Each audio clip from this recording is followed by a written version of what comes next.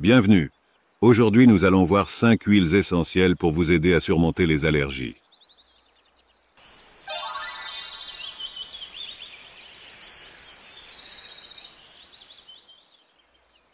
Cet épisode traitera principalement des allergies saisonnières. Nous sommes en plein dedans. Je vais vous indiquer quelques-unes des huiles essentielles les plus populaires et les plus efficaces pour traiter l'ensemble de leurs symptômes. Facile à trouver, facile à préparer, peu cher. Elles vous aideront à passer la saison sans encombre. Allons-y.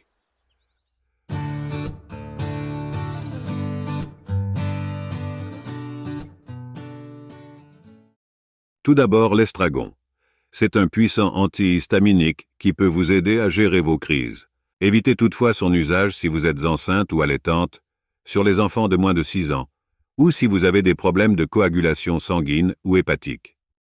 J'ai pris la décision de ne pas mentionner ici la posologie, par souci de clarté de lecture de cette vidéo, mais vous les retrouverez dans la description, pour cette huile ainsi que toutes celles qui suivront. Allez, poursuivons.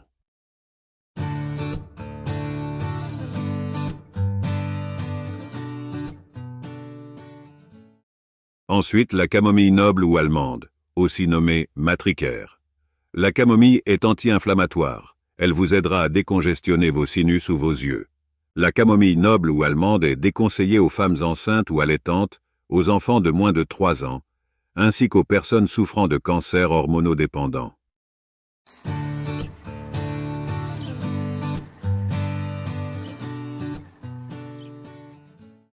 La lavande vraie ou lavande officinale a des propriétés antihistaminiques et peut vous aider à atténuer les symptômes de l'allergie. Ces indications sont les mêmes que pour la camomille. Évitez néanmoins de l'employer pendant votre premier trimestre de grossesse et chez un bébé de moins de 3 mois.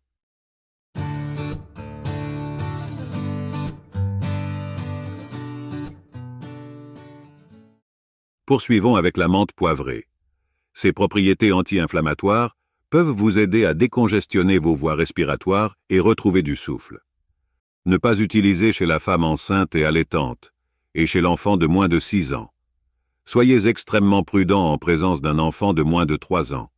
Cette huile peut provoquer, par simple inhalation, même lointaine, une sorte de choc toxique qui rétrécit de façon drastique les voies respiratoires des très jeunes enfants et provoque leur étouffement. Par mesure de précaution, dans ce cas, ne l'utilisez pas du tout.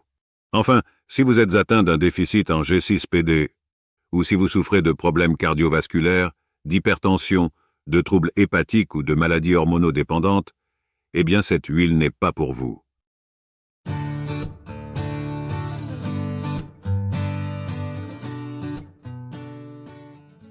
Le Ravintsara. C'est un puissant antiviral qui vous aidera également à renforcer votre système immunitaire. Ne pas utiliser en cas d'asthme en raison de présence de cinéole dans cette huile, ainsi que pendant le premier trimestre de grossesse et chez l'enfant de moins de 3 mois.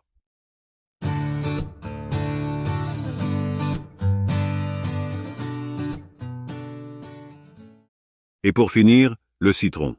Il aide à purifier les voies respiratoires et est anti-allergique.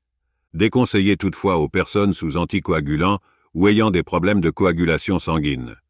Cette huile est photosensibilisante.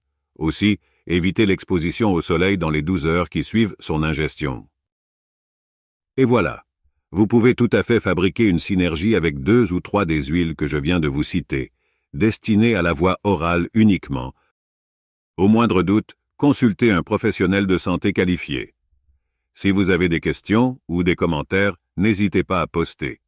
Et bien sûr, à liker et vous abonner pour ne pas rater mes prochaines vidéos et mes prochains conseils. Soignez-vous bien et à bientôt.